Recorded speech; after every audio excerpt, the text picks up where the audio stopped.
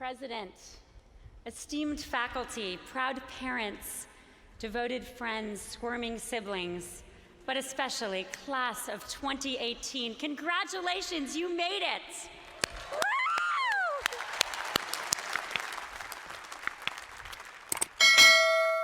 It wasn't always easy.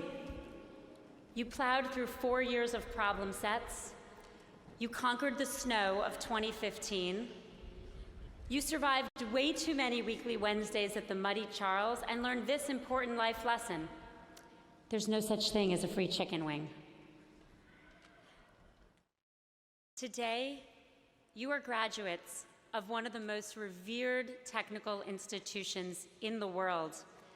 The Harvard people tried to get me to say most revered institution within a 2-mile radius. I said no, but you're soon going to find out how persistent alumni associations can be. Just ask the class of '68. They've been to more fundraisers than you've eaten chicken wings. One thing I remember from graduation is that feeling of turning one corner and not being able to see clearly around the next. For someone like me who, yes, very annoyingly, started studying for finals the first day of the semester, that was unsettling. Graduation was the first time in my life where the steps were not clearly laid out. I remember the feeling of excitement and possibility mixed in with just a teeny amount of crushing uncertainty. If you know exactly what you're going to do for your career, raise your hand. There are always some. That is impressive. I did not.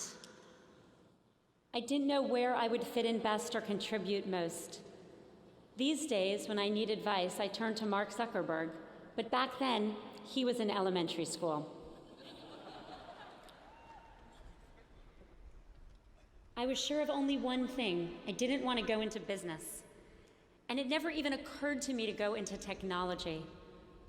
I guess that's a warning for those of you who put your hands up. Certainty is one of the great privileges of youth. Things won't always end up as you think, but you will gain such valuable lessons along life's uncertain path. And the lesson I want to share with you today is one I learned in my very first job out of college, working on a leprosy treatment program in India. Since biblical times, leprosy patients were ostracized from their community to prevent the disease from spreading. By the time I graduated from college, the technical challenges had been solved. Doctors could easily diagnose leprosy. It shows up as skin patches on your chest, and medicine could easily treat the disease. But the stigma remained, so patients hid their disease instead of seeking care. I will never forget meeting patients for the first time and extending my arm and watching them recoil because they were not used to even being touched. The real breakthrough didn't come from technicians or doctors, but from local community leaders. They knew that they had to erase the stigma before they could erase the disease. So they wrote plays and songs in local languages and went around the community, encouraging people to come forward without fear. They understood that the most difficult problems and the greatest opportunities we have are not technical, they are human. In other words, it's not just about technology, it's about people. This is a lesson you've learned here at MIT, and not just those of you graduating with technical degrees, but those who studied anything from urban planning to management or course 11 or course 15 in MIT speak. You know, it's people who build technology and people who use it to make their lives better, to get educated, to get healthcare, to share an infinite number of cat videos that are all unique and totally adorable, unless you're a dog person. Today, anyone with an internet connection can inspire millions with a single sentence or a single image. That gives extraordinary power to those who use it to do good, to march for equality, to reignite the movement against sexual harassment, to rally around the things they care about and the people they want to be there for. But it also empowers those who would seek to do harm. When everyone has a voice, some raise their voices in hatred. When everyone can share, some share lies. And when everyone can organize, some organize against the things we value the most. Journalist Anne O'Hare McCormick wrote about the impact of new technology. She said we had created the ultimate democracy where anything said by anyone could be heard by everyone. But she worried. She worried it provoked partisanship or tolerance, whether it was time wasted or time well spent. She wondered if it explained all the furious fence building, the fanned up nationalisms, and the angers and neuroses of our time. She wrote this in 1932 about the radio. And by the way, she was the first woman to win the Pulitzer Prize for journalism.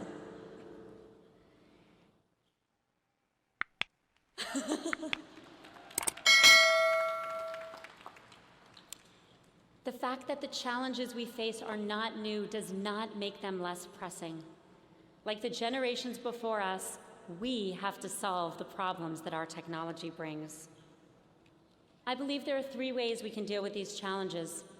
We can retreat in fear, we can barrel ahead with a single-minded belief in our technology, or we can fight like hell to do all the good we can, knowing that what we build will be used by people, and people are capable of great beauty and great cruelty.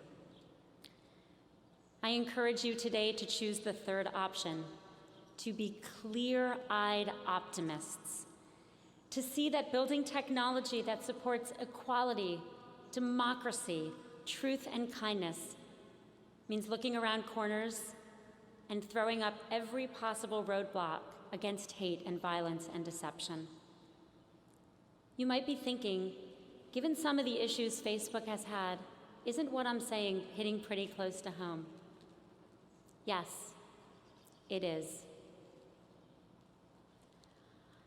I am proud of what Facebook has done around the world, proud of the connections that have been created, proud of how people use Facebook to organize for democracy, for the Women's March, for Black Lives Matter.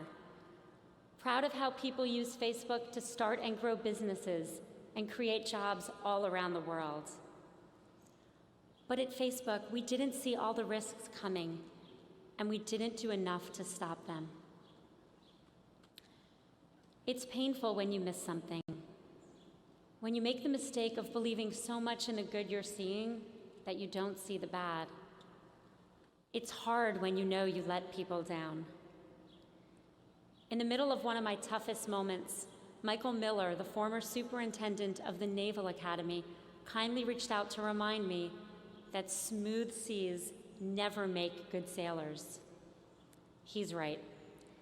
The times in my life when I have learned the most have definitely been the hardest. That's when you will learn the most about yourself. You can almost feel yourself growing. You can feel the growing pains.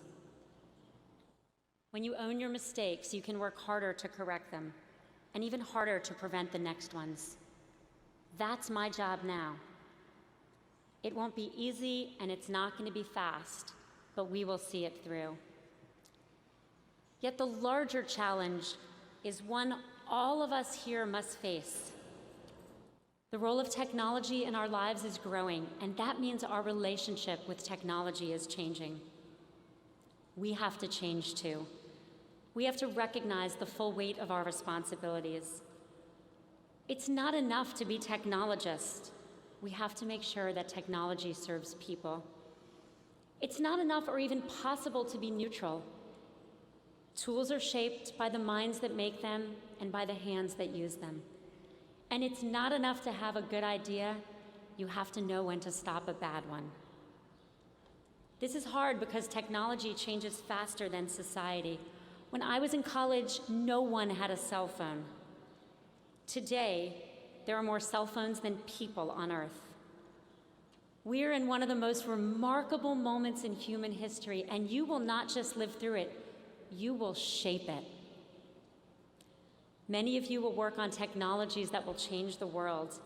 You will connect the rest of the world, create new jobs and disrupt old ones, give machines new powers to think, and give us the means to communicate in ways we haven't even thought of. We are not passive observers of these changes. We can't be. Trends do not just happen. They are the result of choices people make. We are not indifferent creators. We have a duty of care. And even when with the best of intentions you go astray, as many of us have, you have the responsibility to course correct. We are accountable to the people who use what we build, to our colleagues, to ourselves, and to our values. So if you're thinking about joining a team, an NGO, a startup, or a company, ask if they're doing good for the world. Research at that other school down the river shows that we become more creative when we ask, could we? And we become more ethical when we ask, should we? So ask both. Know that you have an obligation to never shy away from the good, from doing the right thing, because the fight to ensure that tech is used for good is never over. To make sure that technology reflects and upholds the right values, we have to build with awareness. And the best way to be more aware is to have more people in the room with different voices and different views. There are still skeptics out there when it comes to the value of diversity. They dismiss it as something we do to feel better, not to be better. They're wrong. We cannot build technology for equality and democracy unless we have and we harness diversity in its creation. More people with more diverse backgrounds are working in technology than ever before and graduating in your class than ever before. But our industry is still lagging MIT. Even the newest technologies can contain the oldest prejudices. Our lack of diversity is at the root of some of the things we fail to see and prevent. It's up to all of us to fix that. People like me and people like you, everyone graduating today and all the graduates to come. So continue the example you have lived at MIT. Continue to engage with people outside your discipline, your gender, your race. Talk with people who grew up in different places, who believe different things, who live and worship differently than you do. Talk with them. Listen to them. Get their perspectives as you have done here, and encourage them to work in and with technology too. To all the current and future educators here today, let's reform our educational system so we give everyone the opportunity to learn to code. This is a basic language now that needs to be taught in all of our schools so that more people have a choice.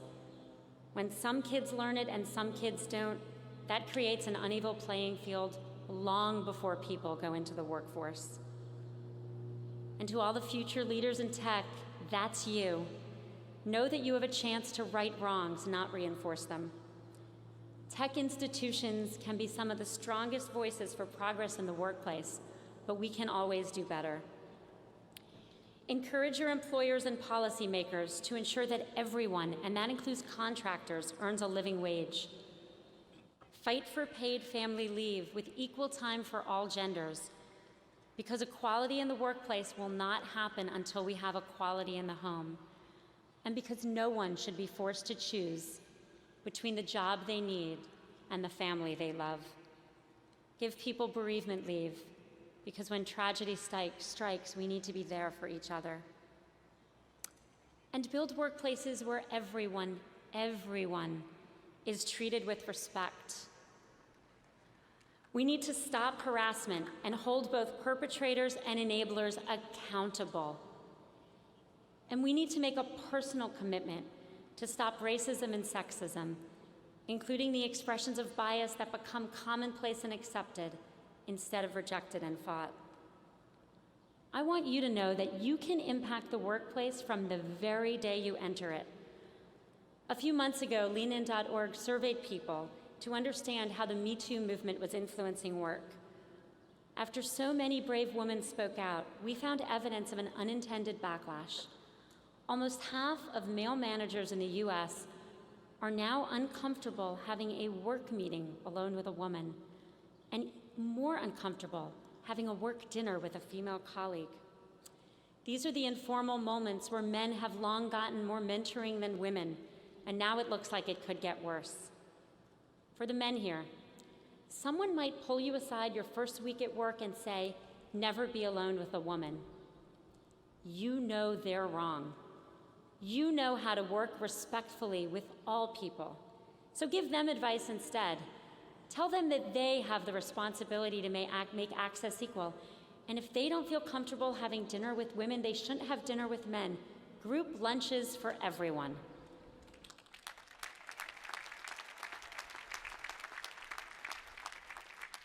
In one of my early jobs, I had a boss who treated me quite differently from my 2 male team members, and not in a good way. He spoke to them with kindness and respect, but belittled me very publicly. I tried to talk to him, but it made it worse. My 2 male teammates, right out of school themselves, stepped up, and it stopped. Even if you are the most junior person in the room, you have power. Use it, and use it well. Class of 2018, it is not the technology you build that will define you. It is the teams you build and what people do with your technology. We have to get this right because we need technology to solve our greatest challenges. When I sat where you are sitting today, I never thought I would work in technology. But somewhere along that uncertain path, I learned new lessons and became a technologist. And technologists have always been optimists. We're optimists because we have to be. If you want to do something that's never been done before, so many people will tell you it can't be done. Graduates of this amazing university have helped sequence the human genome, paved the way for the treatment of AIDS, and made an MIT balloon appear in the middle of the Harvard-Yale game. We're optimists because we run the numbers. Our world can feel polarized and dangerous, but in many critical ways, we are so much better off. A century ago, global life expectancy was 35 for 2 billion people. Today it is 70 for 7 billion. When I graduated from college, 1 in 3 people lived in extreme poverty. Today it is 1 in 10. It's still way too high, but we have made more progress in our lifetimes than in the rest of human history. Our challenge now is to be clear-eyed optimists, or to paraphrase President Kennedy, optimists without illusions. To build technology that improves lives and gives voice to those who often have none while preventing misuse. To build teams that better reflect the world around us with all its complexity and diversity. If we succeed, and we can and will succeed, we can build technology that better serves not just some of us, but all of us.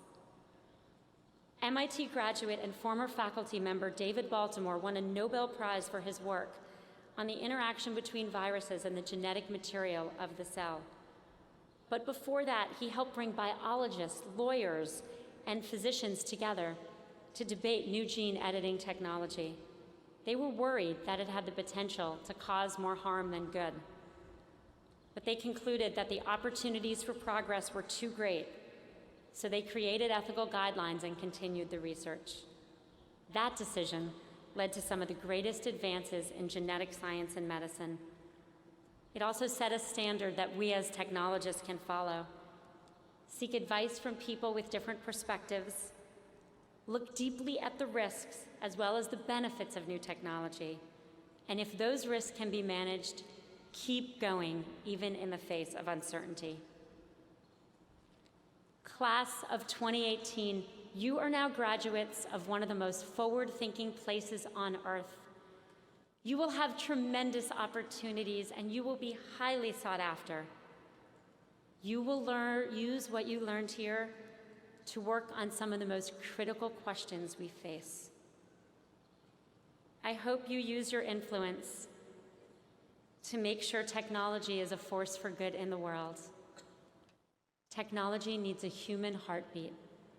The things that bring us together and the things that bring us joy are the things that matter the most. The future is now in your hands. Congratulations!